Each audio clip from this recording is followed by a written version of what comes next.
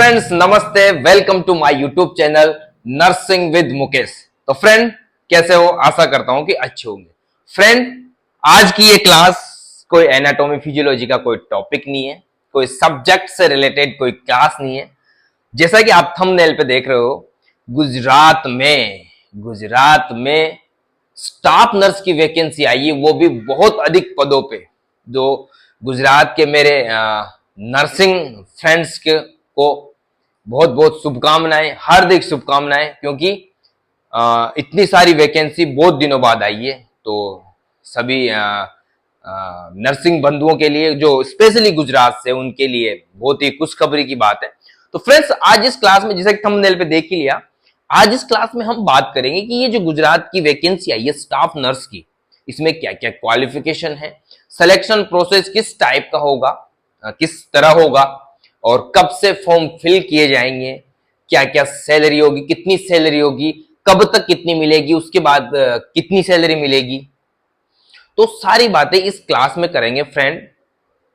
सबसे पहले जितना हो सके चैनल को सब्सक्राइब करो और शेयर करो, कि जिससे ये इंफॉर्मेशन दूसरे गुजरात भाइयों को भी मिले, गुजराती भाइयों को भी मिले, और स्पेशली गुजरातियों के लिए, गुजराती जो नर्सिंग वाले मेरे फ्रेंड हैं उनके लिए है स्पेशल, क्योंकि इसमें एक ऐसी एक पाबंदी डाल दी, एक ऐसी कि आपको गुजराती लैंग्वेज का भी एक पेपर होगा, गुजराती लैंग्वेज आनी चाहिए, जो कि अदर स्टेट वालों के लिए थोड़ी सी मुश्किल खड़ी कर सकती है ये। तो गुजरात के जो नर्सिंग वाले स्टूडेंट है उनके लिए बहुत ही सुनहरा अवसर है, ये बहुत ही शानदार अवसर है। क्योंकि एक तो सबसे बड़ी मेंटेलिटी होती है गुजरातियों की कि घर पे रहना है उनको ज्यादा, मतलब मैंने देखा गुजरात में भले से शायद कम सैलरी ले लेंगे वो, बट अपनी जगह, अपना जिला या स्टेट, अपना गुजरात छोड़ के बाहर नहीं जाएंगे। कुछ हैं जो बाहर फॉरेन में भी, ऐसा नहीं है, बट ज्यादातर जो मैंने देखा लोगों को, जो जैसी मेंटेलिटी देखी, जिसे कम मिल जाएगा बट अपनी जगह पे खुश रहना है। तो ये बहुत ही सुनहरा अवसर है। तो फ्रेंड, यहां पे हम बात करेंगे कि क्या क्या क्वालिफिकेशन रहेगी, क्या क्या इसका, जब सिलेबस आएगा तो मैं सिलेबस भी बता दूंगा आपको, डिटेल्ड सिलेबस नेक्स्ट क्लास में, अगली जब भी क्लास लूंगा उसमें बताऊंगा। अभी जो जो नोटिफिकेशन में जो पॉइंट आए उनको यहाँ पे डिटेल में बात करते हैं। तो फ्रेंड, आज का हमारा जो टॉपिक है वो क्या, एक तरह से हेडिंग डाल देते हैं, गुजरात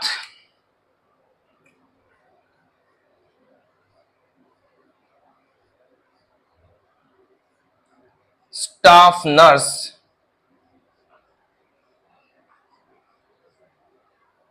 वैकेंसी 2024।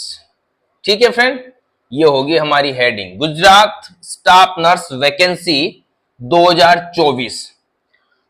अब ये जो गुजरात स्टाफ नर्स वैकेंसी 2024 है, इसमें कुछ पॉइंट्स हैं, वो पॉइंट में यहां एक एक करके बात करेंगे। कितने पद हैं, क्या क्वालिफिकेशन होनी चाहिए, जो सारी यहाँ पे हम एक चार्ट बना देता हूं, उसके जो मेरी स्टाइल है, मेरी जो स्टाइल है पढ़ाने की, उस हिसाब से मैं सारी डिटेल में बात करेंगे। आपको दिख रहा है डायग्राम, मतलब प्रॉपर दिखाई दे रहा है फ्रेंड, क्लियरिटी आ रही है? Very good. ठीक है, तो यहाँ पे एक चार्ट बना देते हैं, तो एक एक करके सारी हम बात कर लेंगे यहाँ पे। ठीक है, सारी हम यहाँ पे बात करेंगे। सबसे पहले हम बात करेंगे फ्रेंड क्वालिफिकेशन। क्या क्वालिफिकेशन होनी चाहिए? क्वालिफिकेशन सबसे पहले हम बात करेंगे फ्रेंड, सबसे पहले हम बात करेंगे क्वालिफिकेशन। ठीक है, यहां पे हम क्या बात करेंगे, क्या क्या क्वालिफिकेशन चाहिए। ठीक है, उसके बाद बात करेंगे हम एज, कितनी एज होनी चाहिए भाई कैंडिडेट की, कब तक एग्जाम दे सकता है ये स्टाफ नर्स वाला जो गुजरात में वैकेंसी आई है। उसके बाद सिलेक्शन प्रोसेस किस प्रकार का होगा, सिलेक्शन प्रोसेस किस टाइप का होगा, वो भी यहां पे हम बात करेंगे, सिलेक्शन प्रोसेस किस टाइप का होगा। ठीक है, उसके बाद नेगेटिव मार्किंग होगी कि नहीं, नेगेटिव मार्किंग होगी कि नहीं, होगी तो कितनी होगी, वो भी यहां हम बात करेंगे फ्रेंड। उसके बाद कितनी सैलरी होगी, कितनी सैलरी होगी वो भी यहां हम बात करेंगे। इसके अलावा फॉर्म कब से फिल किए जाएंगे, इसके अलावा फॉर्म फिलिंग डेट, कब से फॉर्म फिल किए जाएंगे, तो ये सारे पॉइंट हैं, इन पे हम बात करेंगे। आपको दिखाई दे रहा है फ्रेंड, सारे पॉइंट्स दिख रहे हैं आपको, वेरी गुड, सारे पॉइंट्स दिखाई दे रहे हैं। तो ये सारे पॉइंट्स पे हम बात करेंगे फ्रेंड। सबसे पहले हम बात करें फ्रेंड क्वालिफिकेशन। क्वालिफिकेशन की यहां पे बात करें तो जो बंदा या जो मेरा फ्रेंड्स जिसने बीएससी नर्सिंग कर ली हो या पोस्ट बीएससी नर्सिंग की हो या जीएनएम की हो, वो इस एग्जाम को देने के लिए क्वालिफाइड है। क्या क्या? जीएनएम वाला दे सकता है एंड बीएससी नर्सिंग वाला। कई सुनने में भी आया है कि एएनएम का भी कुछ हो सकता है, बट अभी तक क्लियर नहीं है। ठीक है, अगर एएनएम करने के बाद उसने कुछ स्पेशल डिप्लोमा किया हुआ है किसी चीज में, कुछ रहता है गुजरात में, उसका मुझे प्रॉपर आइडिया नहीं है, बट जैसे इसके बारे में कुछ आएगी तो मैं आपको बता दूंगा। अभी इसको क्रॉस मानते हैं, एएनएम का कुछ नहीं मानते। लेकिन जीएनएम, जीएनएम क्या होती है फ्रेंड पता है ना? जनरल नर्सिंग एंड मिडवाइफ, ठीक है ना। बीएससी नर्सिंग जिसने कर रखी है वो इस एग्जाम को देने के लिए क्वालिफाइड है, और या फिर वो इंटर्नशिप में हो वो भी फॉर्म भर सकता है। लास्ट ईयर में, फाइनल ईयर में चल रहा है, वो भी फॉर्म भर सकता है, क्योंकि एग्जाम की डेट का भी कुछ पता नहीं कब एग्जाम होगा, पर फॉर्म भरना है सभी को आपको। ठीक है फ्रेंड, ये होगी जीएनएम और बीएससी। एज की बात करें फ्रेंड, नॉर्मल एज की बात करें जनरल वालों के लिए, तो ये एज है 20 to 40 ईयर। ठीक है फ्रेंड, यहां पे जो रिजर्व कैटेगरी है, जो रिजर्व कैटेगरी है उसको 5 साल का बेनिफिट दिया गया है, +5। 5 साल का क्या दिया गया है फ्रेंड? छूट दी गई है, या उसको जो रिजर्व कैटेगरी है उसको 5 साल का बेनिफिट दिया गया है। जो पीएच है, फिजिकल हैंडीकैप, जो पीएच है उनको +10 ईयर, +10 ईयर्स का उनको क्या दिया गया है? प्रॉफिट दिया गया है, उनको लाभ दिया गया है, 10 साल की छूट दी गई है उनको। ठीक है फ्रेंड, यहां तक क्लियर? एज में 20 to 40 ईयर जनरल वालों के लिए। ठीक है, रिजर्वेशन वाले हैं, जो रिजर्व कैटेगरी है उनको 5 साल की दी गई है छूट, और जो फिजिकल हैंडीकैप है उनको 10 साल की छूट दी गई है। यहां पे सिलेक्शन प्रोसेस की बात करें फ्रेंड, सिलेक्शन प्रोसेस किस प्रकार होगा? सिलेक्शन प्रोसेस की बात करें तो फ्रेंड रिटन एग्जाम होगा। रिटन एग्जाम होगा। किस टाइप का रिटन एग्जाम होगा? 2 टाइप का रिटन एग्जाम होगा फ्रेंड, समस्या यही आएगी दूसरे स्टेट वालों को। एक होगा नर्सिंग से रिलेटेड एग्जाम, नर्सिंग सब्जेक्ट से रिलेटेड एग्जाम होगा, और एक होगा लैंग्वेज। वो भी कौन सी लैंग्वेज फ्रेंड? गुजराती। अब जिस बंदे को, जिस फ्रेंड को गुजराती आएगी वही इस एग्जाम को क्रैक करेगा। और देखो मार्क्स भी देखो, यहां पे जो नर्सिंग वाले, नर्सिंग सब्जेक्ट जो मार्क्स होंगे वो 100 मार्क का होएगा, यानी 100, एक एक नंबर का एक क्वेश्चन, 100 क्वेश्चन आएंगे, 100 नंबर का ये होगा, और 100 नंबर की लैंग्वेज होगी। 100 नंबर की लैंग्वेज होगी। आप कितना ही नर्सिंग का 100 कर लो, बट 100 यहाँ पे फिर भी 50% ही रहेगा। तो गुजराती आनी आपको कंपलसरी है। तो ये जितना फायदा है ना फ्रेंड, गुजराती दोस्तों को, ये गुजराती फ्रेंड्स को, ये ज्यादा जो सिलेक्शन होंगे इसमें गुजरात के लोगों का ही सिलेक्शन होगा। ऐसा कुछ नहीं कहा नोटिफिकेशन की भाई बाहर के नहीं भर सकते, बाहर के भर सकते हैं। गुजरात में, गुजरात जो गुजरात नर्सिंग काउंसिल है उससे रजिस्ट्रेशन होना चाहिए आपका। आप किसी भी स्टेट से हो, गुजरात नर्सिंग काउंसिल में रजिस्ट्रेशन करवाना कंपलसरी है। जब फॉर्म भरोगे आप तो वहां पे क्या मांगेगा? रजिस्ट्रेशन नंबर, रजिस्ट्रेशन नंबर मांगे गुजरात नर्सिंग काउंसिल के, जीएनसी के। तो फ्रेंड ये सबसे बड़ी खुशी की बात है गुजराती भाइयों के लिए, मेरे फ्रेंड्स के लिए, कि यहाँ पे गुजराती जो एग्जाम होगा लैंग्वेज का वो 100 नंबर का होगा। जिससे दूसरे स्टेट वालों के आने के चांस कम है। हो सकता है कि यार आसपास जितने भी स्टेट हैं गुजरात के, जैसे राजस्थान, मध्य प्रदेश, एमपी, थोड़ा टच में है तो थोड़ी बहुत गुजराती आती होगी।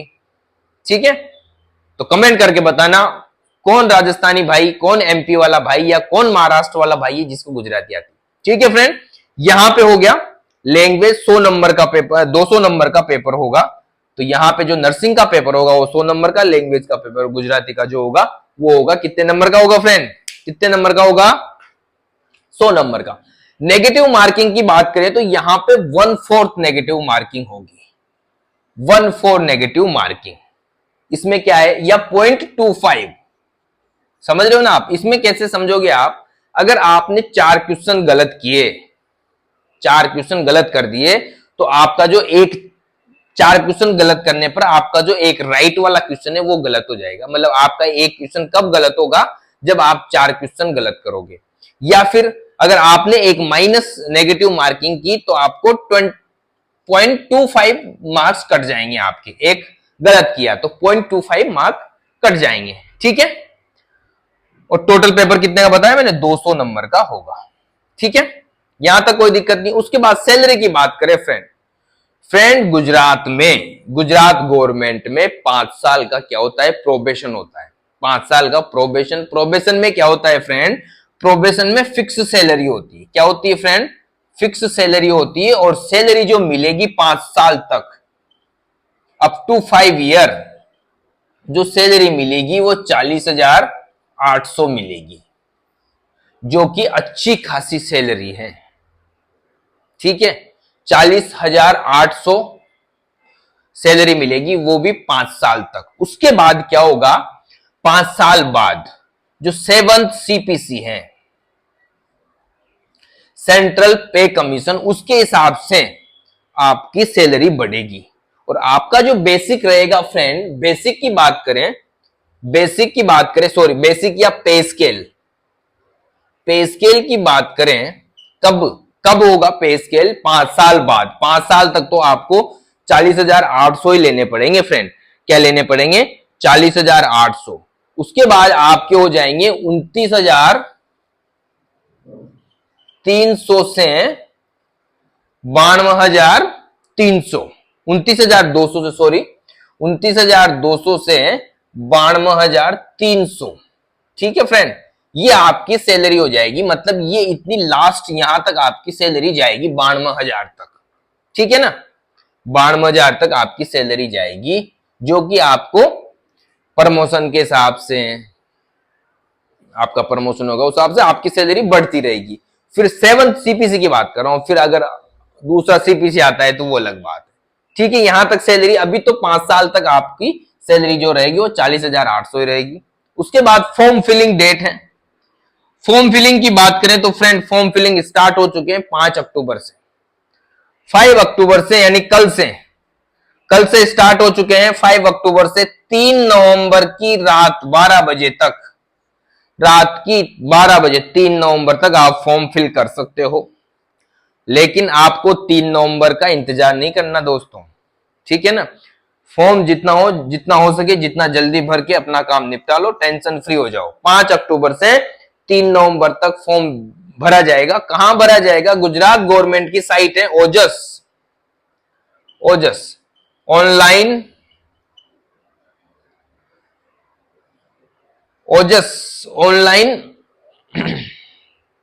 Job application system, online job application system. इसमें जाके आप ओजस में जाके आप ऑनलाइन फॉर्म फिल कर सकते हो। ठीक है, जो कि स्टार्ट हो चुका है 5 अक्टूबर से। तो फ्रेंड ये थी सारी बातें, क्या क्या होगा क्या नहीं होगा, है ना, सारी मैंने एक चार्ट में समझा दिया।